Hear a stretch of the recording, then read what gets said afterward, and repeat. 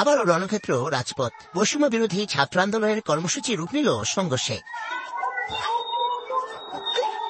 শুক্রবার লক্ষ্মীপুরে আন্দোলনকারীদের সঙ্গে যুবলীগ ছাত্রলীগের ধাওয়া ধাওয়া ও সংঘর্ষ হয়। এতে 10 জন আহত হন।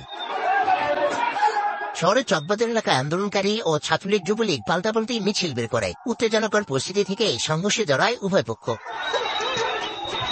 নরসিংদীতে আন্দোলনকারীদের সঙ্গে ছাত্রলীগ যুবলীগ ও আওয়ামী লীগের ধাওয়া হয়। এর আগে বিভিন্ন কলেজের নারী আন্দোলনকারী ও শিক্ষকরা পৌর শহরের উপজেলা মোড় এলাকায় বিক্ষোভ করেন। আওয়ামী মহিলা লীগের নেত্রীরা কর্মসূচিতে বাধা দিলে তাদের সঙ্গে আন্দোলনকারীদের কয়েক দফা হাতাহাতি হয়। রংপুর, বরিশাল, ময়মনসিংহ, চট্টগ্রাম, রাজশাহী ও সিলেটে বিভাগীয় শহরে গণমিছিল ও দ্রোহযাত্রা করেন আন্দোলনকারীরা। এতে বিভিন্ন স্কুল, কলেজ ও বিশ্ববিদ্যালয়ের শিক্ষার্থী, অভিভাবক ও পেশাজীবীরা অংশ নেন। তারা চলমান আন্দোলনে নিহত সব ঘটনার সুষ্ঠু তদন্ত ও দোষীদের বিচার দাবি করেন। পাশাপাশি গণগ্রেপ্তার ও তাদের বিরুদ্ধে সব মামলা প্রত্যাহারেরও দাবি জানানো হয়। এছাড়া ফেনী, সিরাজগঞ্জ, ঝিনাইদহ, ভোলা, কিশোরগঞ্জ সহ বেশিরভাগ জেলায় গণমিছিল কর্মসূচি পালন করে আন্দোলনকারীরা। বৈষম্য বিরোধী ছাত্র আন্দোলনে 9 দফা বাস্তবায়ন না হওয়া পর্যন্ত আন্দোলন অব্যাহত রাখার ঘোষণা দেন তারা।